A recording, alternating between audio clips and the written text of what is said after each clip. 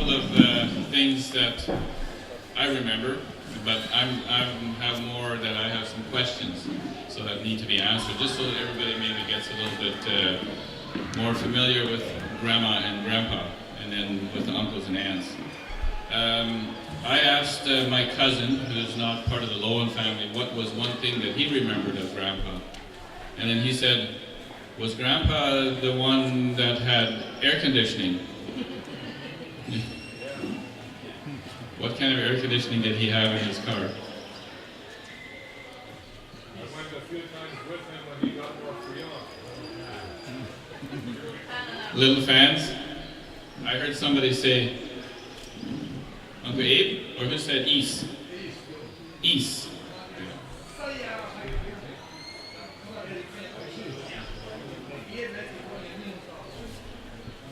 Okay, so Uncle Abe is saying that when it was really, really hot, he would roll himself underneath the house because it was cool, because that dirt wouldn't warm up so much, so he would roll underneath there. So I think Grandpa was quite sensitive to temperature. So that was always very intriguing. I remember a story, but I don't know if that story is true or not. But I remember that in his later years, maybe he was a little bit older already, he emptied his tire on the car to cool himself with the air that came out. I don't know if that's true or not. Has anybody ever heard that story before? Maybe that's just somebody making fun of an interesting situation. I don't know. Okay, Alden, do you know anything about it? No? Okay. That's okay. That's probably just a story then, so.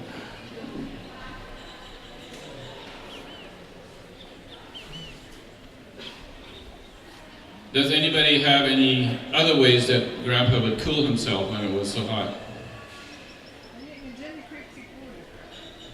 Yeah? Who remembers going to Jenny Creek or to a creek and bathing with Grandpa together? Yeah, there's only a few of us that remember that. Do we have do we know what kind of bathing equipment he used when he bathed? That's all. I remember very well. Does anybody have any other? When you talk about bathing, what I remember of Grandpa is he said one time that in the evenings there were so many people at the river that the river was rising. If you didn't hear that, he had made a comment that there was so many people at the river that the river would get higher. The river level would go up because of so many people in the river. So, yeah, I remember going to Hingambajo, and then we would go do the hard work, which was always with a machete and cutting the weeds out of the pasture. We did that a lot. I think that would be maybe Paita and Franz and John and Ak would be probably the ones that I would remember doing it together with Grandpa. So we would go on the back. If there was only a couple of us, we could sit where the dog would usually sit, and we would go along to Hingambajo or to his pasture in the back, and then we would chop. Each would take a strip, and then we would go down the field, and we would chop all the weeds off of there. So we did a lot of that. The other thing that I remember of Grandpa is that was my only source of getting a dollar bill.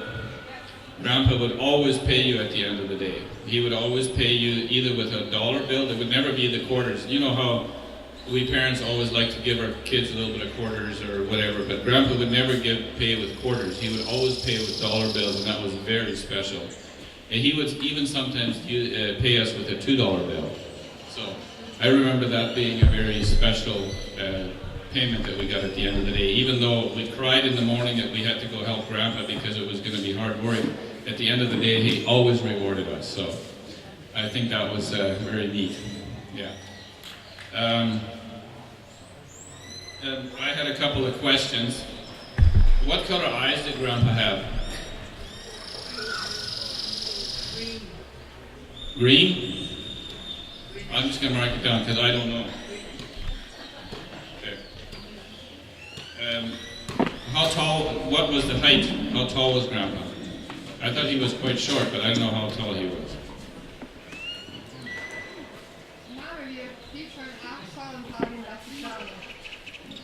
So Mama wie Fischel in Achsal and Papa wie in Betlana. What is it?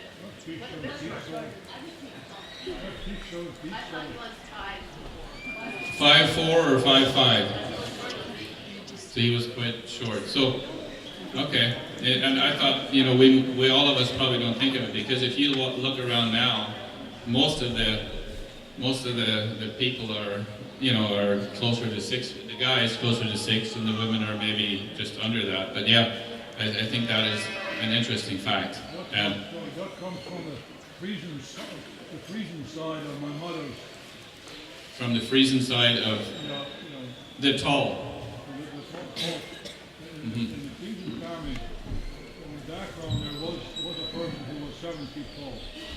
Oh, Uncle Aaron says that there was somebody in the Frisian side that was 7 feet tall. So Generations back. yeah, okay, interesting. Grandma's mother was a Frisian is the question, and the answer is yes. Okay. Aftik, okay, yeah. And the sons were all taller than Dad, and the daughters were all shorter than Mom. So I thought that's interesting. The sons were all taller than Dad, and the daughters were all shorter than Mom. Okay, some interesting facts. What color hair did Grandpa have before he was gray?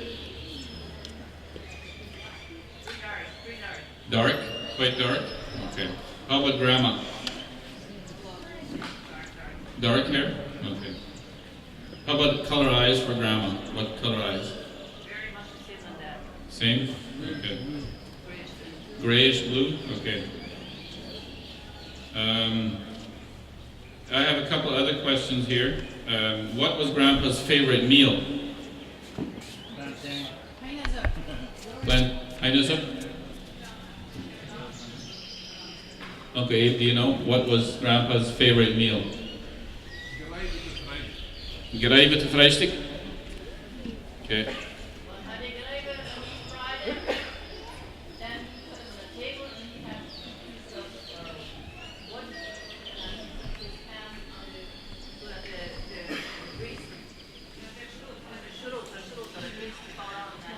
Oh, on the table.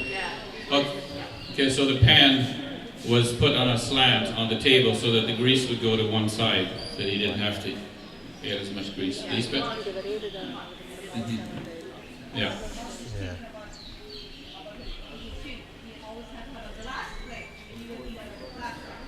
Glass plate he had to eat out of? Oh, no plastic, okay. Plastic, Tony Margaret says, was a big no-no. Okay. Yeah. Okay. Okay. Bye.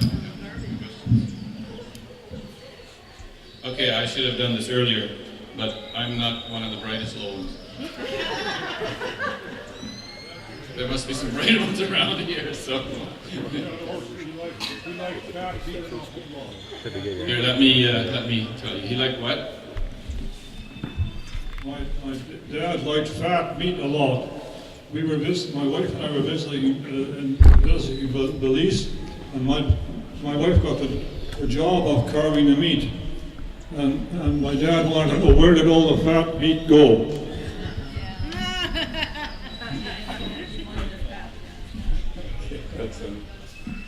I don't know how much, my time is probably up.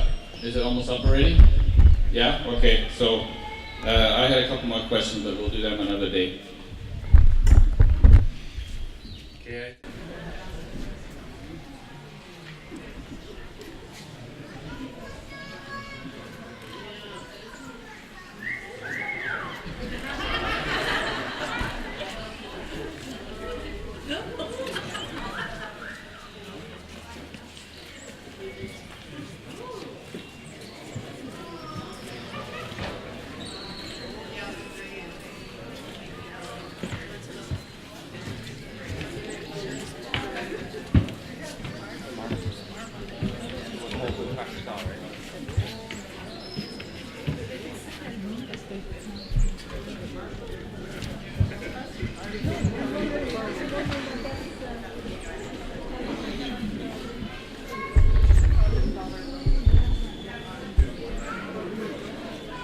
So here you have a glimpse. You want to say something, Martha?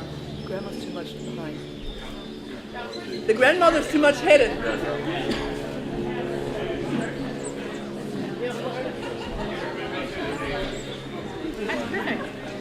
Okay, so Martha, this would have been at the time when they moved to Belize from Mexico, right? Yeah, this is the age that the Loewen family was when they moved from Mexico to Belize. So this is basically how it was at that time. And so they're going to say who they represent. And for the younger ones, I'm going to speak. But we'll let the older ones speak for themselves.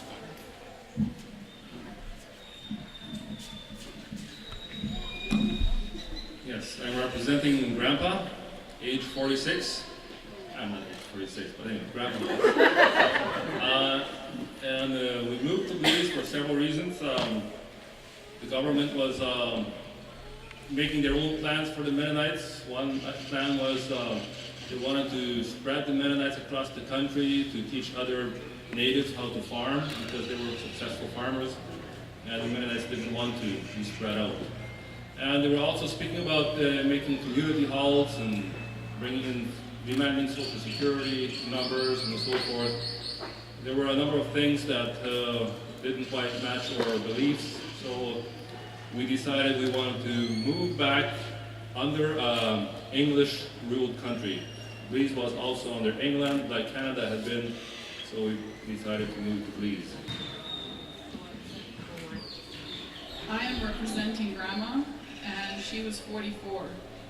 That's not 44. So can I. I'm representing Uncle Aaron. I'm 23 at this time, but I was not in. I did not move with the family to Belize because I was in Canada. I was working there. But after the family was in Belize, moved to Belize for a year, I came on a honeymoon trip with my wife and to visit the family in Belize.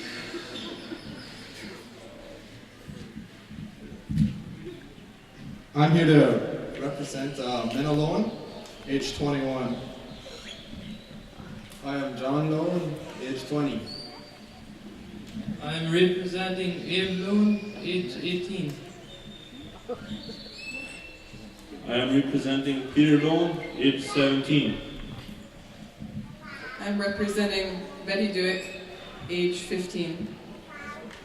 I'm representing Nita, and she was 13 when they moved to Belize.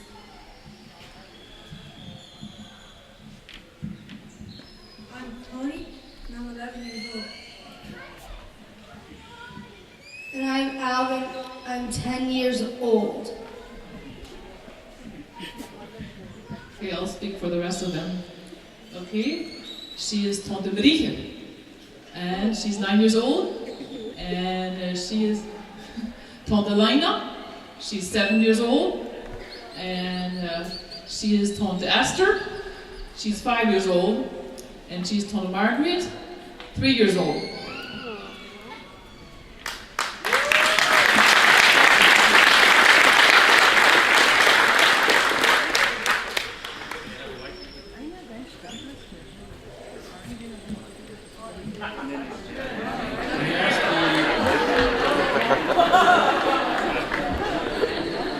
Can I ask the audience a question? Am I right that behind the lines or one of the sub reasons was also that grandpa or grandparents felt like their family was not very highly respected in Mexico, and they were hoping that things would turn out better in Belize, and they actually did?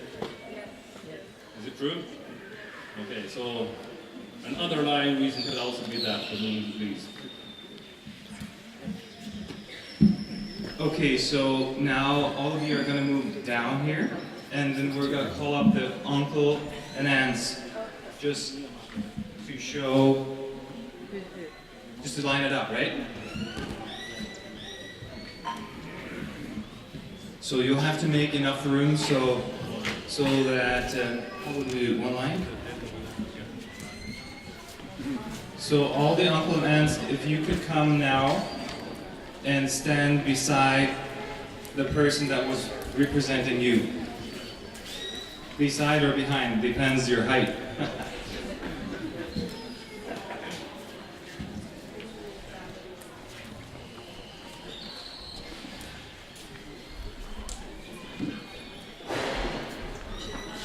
According to the pictures, other than the damn neighbor, right? Yeah. What's called the Belize? Uncle John was married. They didn't know. We would be Mother Maria's age. How old is Mother Maria? How old was your mom? She was 7 years older than him. He was 21, she was 28. 27. Who's 27? Me. It's not fair. Okay, Carol, come. Emma's 27. I'm 27. It's like my mom very young.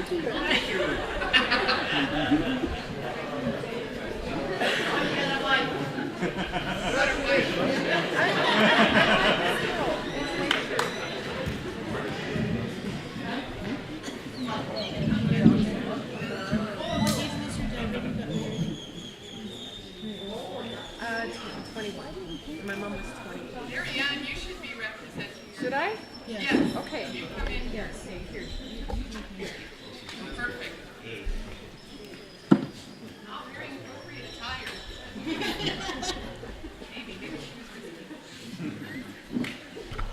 Marianne, that's you.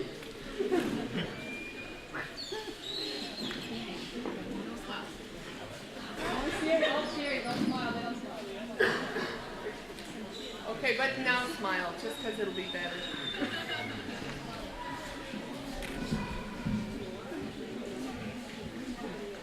So there's 3 missing, right?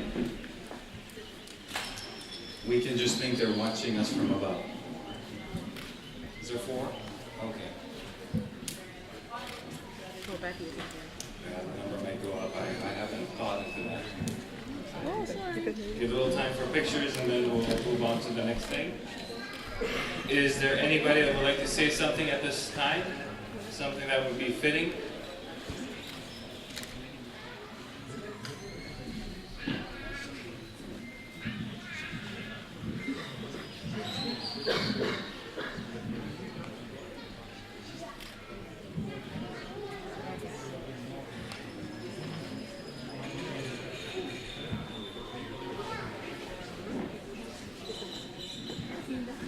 So I think it would be good to hear from one of the uncles or someone that remembers what was it like to move from Mexico to Belize. Uncle Abe, do you remember?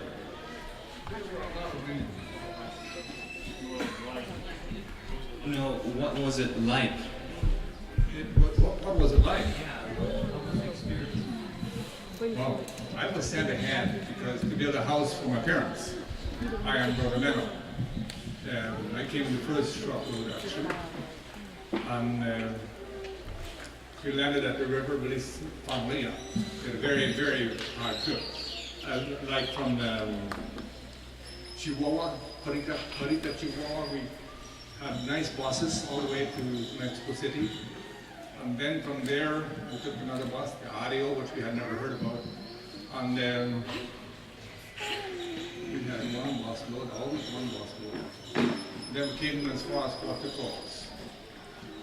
And then from Coatzacoalcos, we had to be carried over. That time there was no bridge there. So we had to be carried over by boat. And there we boarded a train. And that seemed like we were now in a different place. We went into the tropics in a train, and it was a very old railroad, very old train. And from one car to another, it was wobbling like that. And it was interesting. And everything is interesting. The harder it is, the more interesting is the topography. Anyhow, from Coatzacoalcos this way. Right higher. Yeah, okay. But Coatzacoalcos is when we chatted with the Mexicans. Like we teenagers could speak Spanish pretty well. We said we were going to Honduras. To Honduras? You are the wrong way. This train is not going that way. You are the wrong way. Because to them, Honduras, just Honduras, we just talked to Honduras. We never spoke about British Honduras in those days. Honduras are going to move on to Honduras too, and so on. And anyways, they thought they would, to them, Honduras was Spanish Honduras. And some Mennonite families from the old colony, they have gone all the way to Honduras because they were lost. They thought they were in Mexico, that is Spanish Honduras. Then we said, vamos a Belize. Oh, sí. Then we were on the right way again. As soon as we said Belize, yeah, this is going that way. And then next, and it got worse and worse. The next thing at the Skansiga, there was, we found out from Mexico City there was a daily bus service. And they didn't know that in Skansiga. Nobody knew about that. No buses there. So we hired a truck,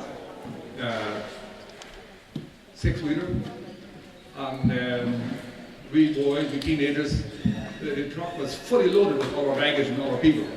It was not a big truck, international. And we had we boys, the teenagers, I was almost 19 at that time.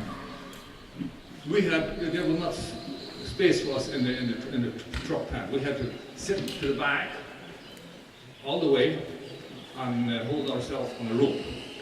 And Frank Loewen, not Paul Loewen's a better kind, he was always falling asleep. We just had to take care of him, he wouldn't fall down.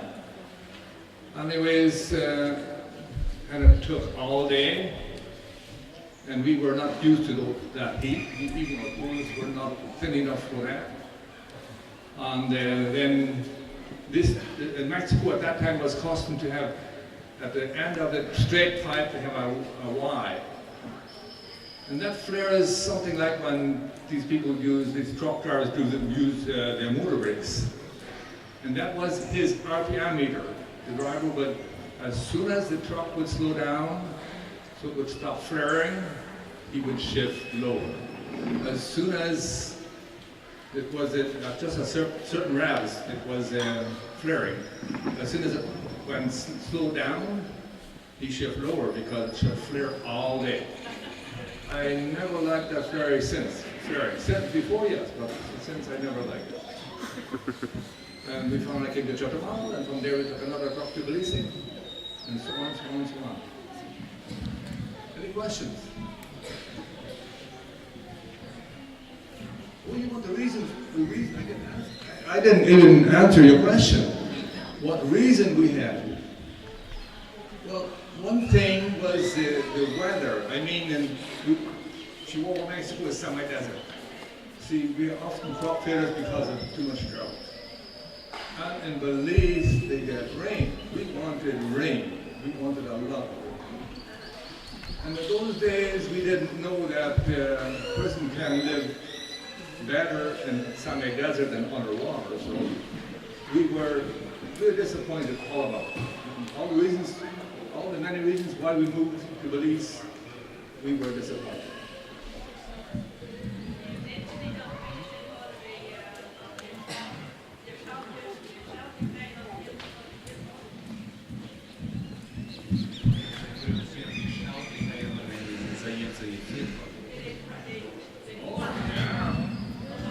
As soon as we reached Chetumal, the highway police called Chetumal to stop the truck.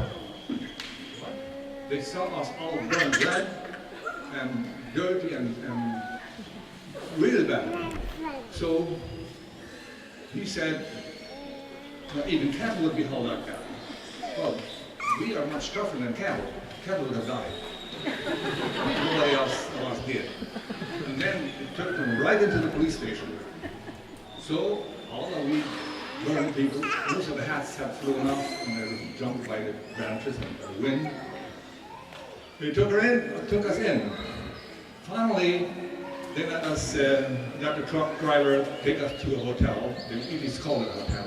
Chetumal was a small village at that time. It was not really a city. And then the truck had to go back. The police went along. The truck had to go back to the station. And the very next day, our representatives, they helped this driver get loose again. Because we didn't want him to be jailed there for this, because we were all alive, and we still, most of us, no, not most of us, younger than me, but most of us are alive. How long was the trip? The trip from Crown Colony, Chihuahua was 10 days. I think I don't know exactly, about 10 days, yeah.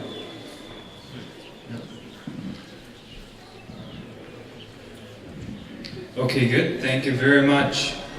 So that gives you a little glimpse into what happens. So you may be seated now.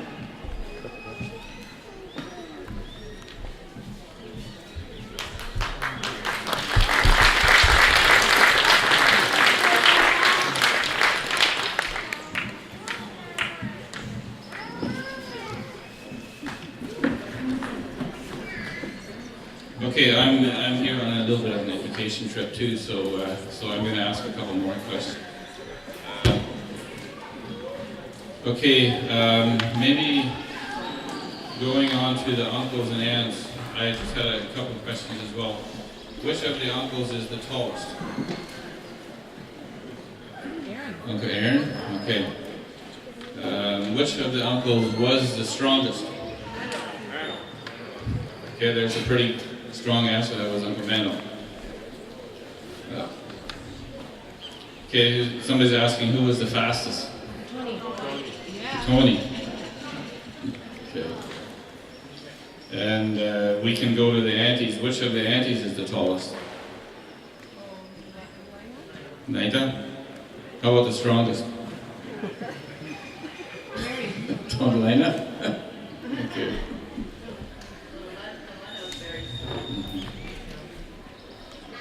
Another question is, which of the uncles looks the most like Grandpa? Uncle Peter. Somebody's saying Uncle Peter. Do we all agree? Uncle John had a nose like Grandpa? Sorry? Okay, Uncle Tony was in size, but the most like Grandpa? Okay. How about the aunties? Oh no, we did the tallest already, but which of the aunties looks to look most like Grandma did?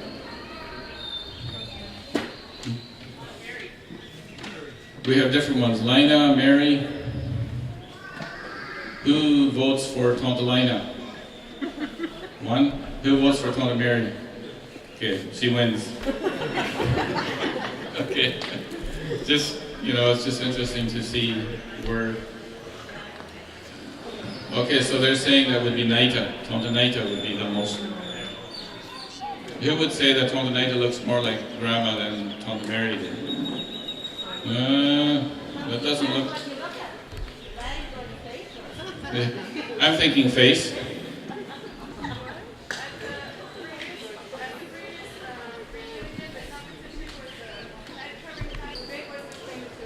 I think sometimes just the personality too. Personality? Makes the face look Okay. more or less like someone. Okay.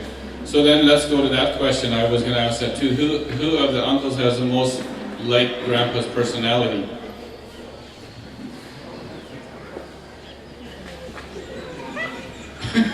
How about Grandma? I don't know Grandpa that well, but I know what his personality was. Okay, Owen says nobody wanted to have Grandpa's personality.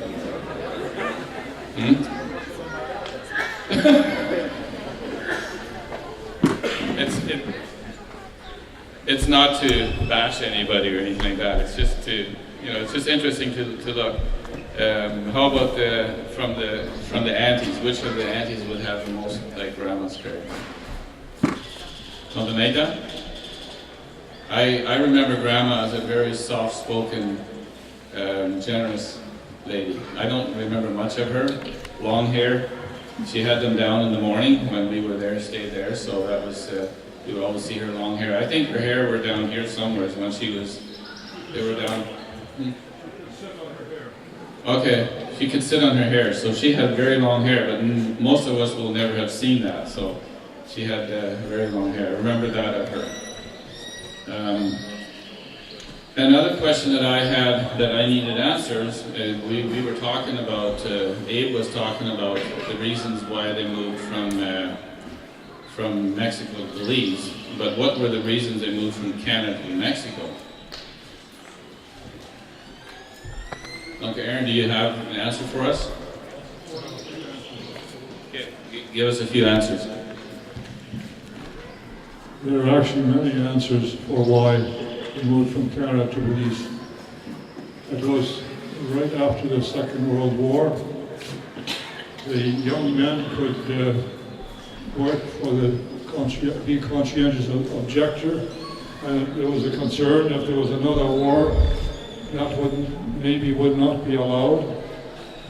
There was also a little bit of dissension in the congregation itself. Some people were modernizing and others didn't want to modernize. We had electricity coming in, and we got away just before the electricity got wired into our farm. There was another modernization, mind you, most everybody took it. And then the schools question goes way back. When my dad was going to school, the private schools were taken away from them, and they ended up in public school. One interesting thing, what someone like Dr. Len Zawadzki says, almost all Mennonite migrations were because of land. They had big families, they needed to expand somewhere, and they went to various places from Morris, actually, even like in Manitoba. So there was a myriad of reasons. So I think I'll going to cut it off there because I could probably tell you quite a bit more, but we'll leave it at that. Thank you, Uncle Aaron. Anybody else want to add to that?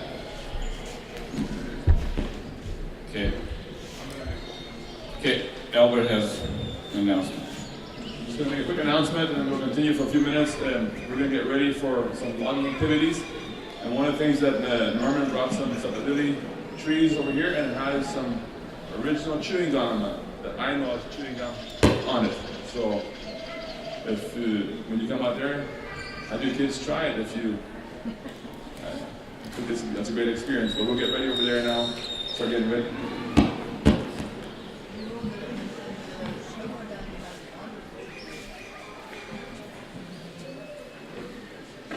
Thank you. I don't have many more, but I have one more question, maybe more of a curiosity thing. Back in the day, our forefathers, they were farmers. I think they were pretty strictly farmers, right? Am I not right with that? There wasn't much other way of making a living was through farming. So I'd like to have a raise of hands. How many people that are here would consider themselves a farmer? And after that, I'm going to ask how many of us would consider ourselves a business person. So first of all, how many of you would consider yourself a farmer? Okay. Yeah, the cost of county on the paper. Yeah. Okay. Okay. So there's a few. Okay. How many of us would consider ourselves a business person? It's still fairly equal, but I think back in the day there was very few, other than a bit of a store or a little bit like that. There was maybe one person in the community that would have a store, or that would go to the city and sell produce. But most of us were farmers. But I think that this day and age it has changed a fair bit. Just a note, there's a lot of people that have gone away from farming, which is maybe a bit sad because farming is really the source of food, and that's what keeps us alive, right? So I think that our forefathers did a great job in the farming industry. I consider myself a farmer inside, but I haven't practiced that much at all. So that would be one of the other questions. So I don't know. Anybody else want to share anything here? That's kind of where we're at.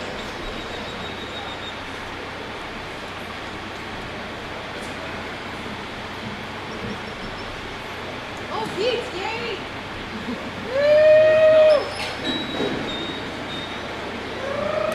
I got a couple memories from Grandpa, uncles and aunts. We lived across the shop when we were in the pasture. I remember, I'm not sure if it was Esther or Margaret, would always sing in the morning when we milked the cows. I remember that very well. Waking up in the morning and hearing somebody singing because they were milking the cows. I remember Grandpa would come to Canada to visit us. And I never looked forward to Grandpa hugging me because he would always want to kiss me. And he didn't shave enough, you know? So he would have a little bit of beard and then prickle a little bit. And then, you know, Grandpa was always a loving grandpa. He would always smile. I remember when we lived in Belize, he would have the tractor, would get everything ready for going to church on Sunday morning and get the tractor ready, and Grandpa was always smiling. And I would so much enjoy riding in the tractor with Grandpa on the way to church on Sunday morning. And I have one memory of Grandpa in Canada. Actually, I was in the back seat when my dad was driving in the car, and they stopped at a crosswalk. And there was a girl in shorts walking across the crosswalk. And my dad said to Grandpa, "Go a lot." And Grandpa said, "Fail to smile."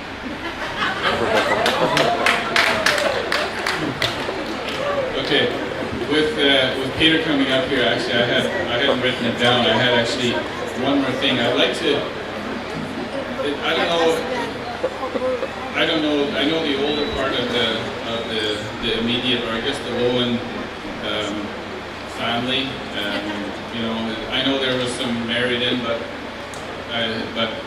that were, you know, the Reimers and a few of those. But it'd be interesting to see the oldest three of the Loewens come up and the youngest three. Because I don't know who the youngest, I know who the oldest three are, I think, but I'd like to know who the youngest three are. I don't know if they're here or not, but to me that would be very interesting to see. Let's say my guess would be maybe Uncle Tony would have the youngest ones. I'm not sure. But would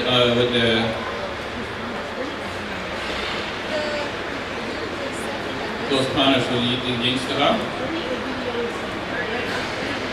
Okay. So anyways, let's have at least on both stages the oldest ones. The oldest three I think are here. I think he's one of the youngest three. And then youngest. Okay, we have Lloyd. So I'd like to see the youngest three as well. Just. Okay. Hold on a second. Okay, I think we have two here. So who else would be in there? Dennis? Okay. I see a trend here. The old ones are the short ones, and the young ones are the tall ones. I don't know what happened there. Was it food? It was not. Okay, Ben had something he wanted to say. I was just going to say a couple of memories. Like I know that apparently when grandparents, so we had them all up there, how old they were when the grandparents came. And my mom and dad had just gotten married, and then that house that was being built, and I guess not maybe you would see if you remember, but they were going to build just one room. And then my mom said, not a chance. Like she was going to live together, but not in the same room. There would have to be 2 rooms at least. So I'm not sure if you remember that. That's the story I heard. And then the other one I was going to say is when I was 12 years old, Grandma and Grandpa came to Canada to visit us. And that was a very strong memory from me.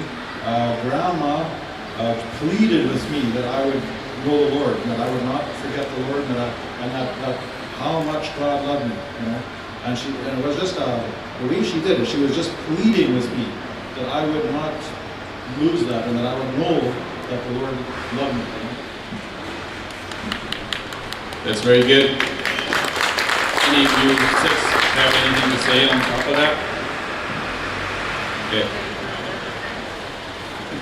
And the other thing that came up when Peter was talking here before is Grandpa's scruff. He always was very scruffy, and that is actually the new hot, or the new. So he would fit right in. Okay. Just one thing I thought I'd say. Us guys here, we don't have any memories of Grandma and Grandpa. besides pictures. But just concerning family, cousins coming together, I know I had this battle in my heart. We were the young squirts. We were the young ones, the small little guys. We never, the cousins came together and they'd go out to Mountain Pine Ridge, or they'd go out there to the caves, and we were too young. We had to stay home, and that was horrible. We were mad sometimes. Like, we are big boys, come on, we're with you guys. Why do we have to stay home? That's a battle that we faced many times. Yeah. You can leave us behind the next few days. That's really good, yeah. The other thing that I would like to hear this weekend yet is Tony Esther say all the names in a row as fast as he can. I would really love to hear that yet. So other than that, that's everything I have for now. Yeah, Tonto Margaret wants to say something. I have your pictures from all our sisters. From last reunion, and there you can see maybe clear who looks like what. I don't know where's the best place to put it. I don't know that ever. Over there. Yeah, I will put all these pictures. Yeah.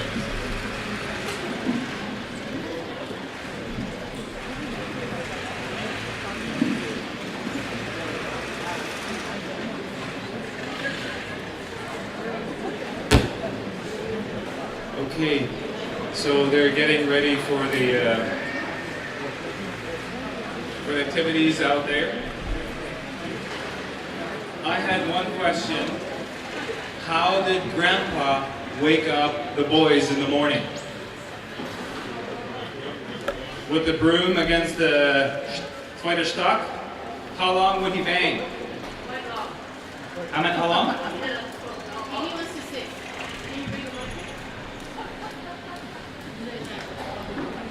I don't know when was waking us, but when I was very young, back in Canada, when we went upstairs to go to sleep, he would be downstairs at the steps and call. Don't forget the most important. Vergeet niet dat nuttigste. Vergeet niet dat nuttigste. And I always thought that he meant you have to go to the toilet before you go to bed. And when I grew up, I found out it was if we have prayed already, we should pray. And I thought that meant the nuttigste week, that was That's right, the word neidig was often used if you needed a washroom, so vergeet niet het neidigste. There's one thing that I've been wondering, it's of course just something I've heard, but was there something like Grandpa would tie a rope on the T-Dardy Master Ferguson from the front? Peter? Okay, we have a tractor like that sitting here, so I would really like to see someone drive with ropes from the lights, front lights, so it feels like horse and buggy. Peter, would you like to do that sometimes during these days? Or I don't know how this tractor is, but the reason for that was the tractor got old and it was heavily pulling to one side. That's higher than out here.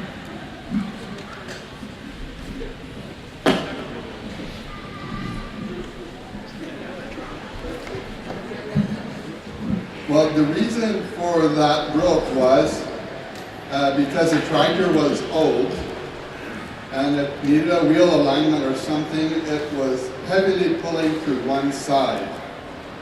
So he was getting tired of holding the steering wheel. So he had the rope tied to the light bracket in the front, and then he had the rope to the steering wheel so he could easily hold the steering wheel like that.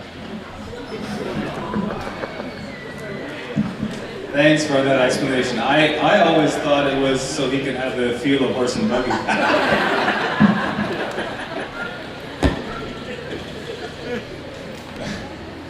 Okay, we will soon head out to the north, if you know where the north is.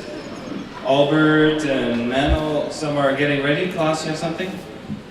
Yeah, we're gonna do all the logging. I mean, like Albert said about chicken, we're eating chicken. There is sapodilli trees. We will split logs with wedges the way the old times we did. They have a saw to cut how our uncles used to do it. We'll try that, but if any of the uncles want to be part of the cutting a tree or take pictures with the saw and everything, and Uncle Tony had the saw still kept, that will be taken over there. So there is rides to go there. If people want to go with a hay ride there, also we have a horse and buggy. We'll go over there. So if anybody else needs with a vehicle for the older people to get over there, let's go and have something. And one thing is, I really want that we have the safety and try to do all the safety cautions that we can take. I know some of our uncles didn't take that much as we are interested now, but that we can all be safe and enjoy the rest of the weekend. Okay, Annie, you had an announcement yet, here she is.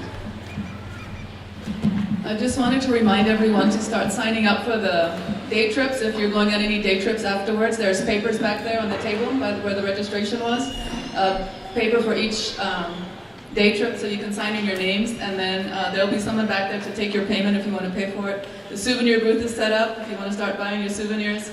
And don't forget to sign the memory books if you get a chance. If you can't sign them all in one sitting, go back and sign another few. And do 1 page per person. You know, we just so that they can separate it by person per page.